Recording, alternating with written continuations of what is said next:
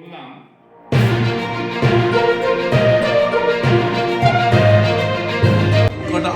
নয়, সত্য যুগে ছিল হিরণ্যকশিপু, ত্রেতায় যুগে ছিল রাবণ কুম্ভকর্ণ, দ্বাপর যুগে ছিল কংস চাণূর, আর বর্তমান যুগে দেখতেই পাচ্ছেন দাউদ ইব্রাহিম আদি কত কিছু সংকটের জন্য দাঁড়িয়েছে।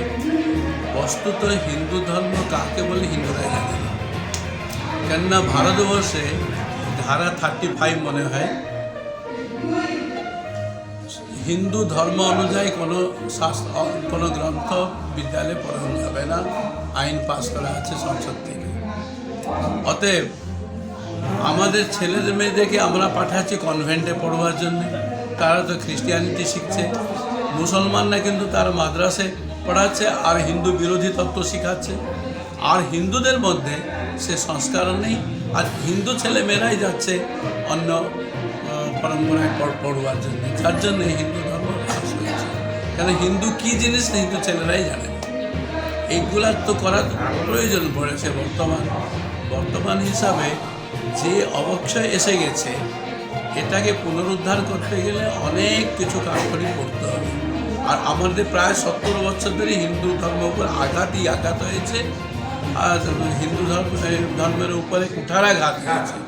অতএব এই কুঠারাঘাত যে হয়েছে তা থেকে জাগরণ করতে, পুনর্জীবিত করতে হিন্দু ধর্মের পুরাপুরি আমূল সংস্কার করতে হবে।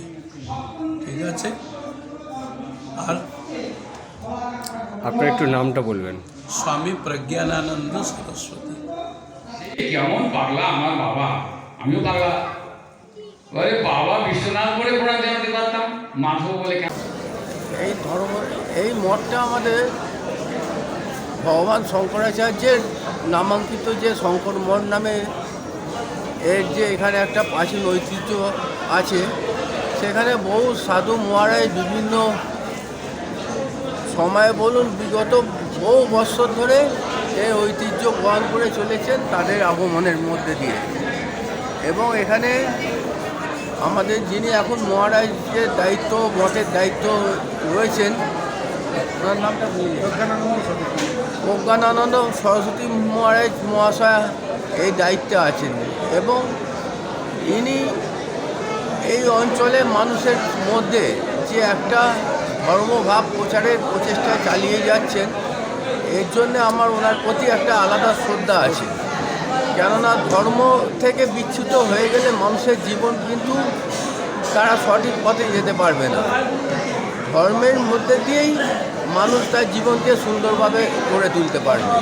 সেই কাজটা উনি সর্বদা এই কাজের মধ্যেই নিজেকে নিয়োজিত রেখেছেন।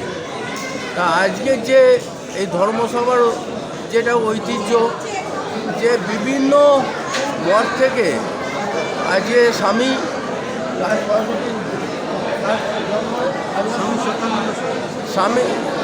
সত্যানন্দ সরস্বতী মহারাজজি আজকের আবির্ভাব তিথি উপলক্ষে এই দিনটা একটা পূর্ণ দিন। সেই দিনে আজকে বিভিন্ন মঠ থেকে, ভারতবর্ষের বিভিন্ন মঠ থেকে আমাদের বহু পণ্ডিত, বেদান্ত পণ্ডিত, সাধু মহারাজরা এসেছেন এবং এখানে সকাল থেকেই ধর্ম সভা শুরু হয়েছে। তাতে অনেক ভক্ত মণ্ডলী এখানে উপস্থিত হয়েছিলেন।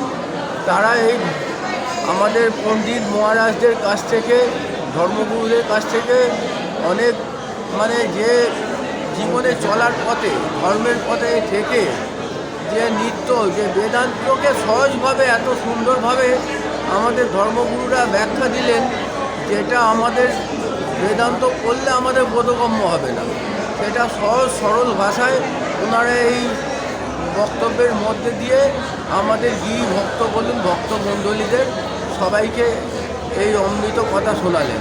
এতে আমরা সকলেই তৃপ্ত হলো, আনন্দ পেলাম। এবং আগামী দিনে যাতে আমরা ধর্মপথে চলতে পারি, এইটাই যে আমাদের এই শোনার মধ্যে দিয়ে এই উপকারটা আমাদের মধ্যে এটাই লাভ করলাম।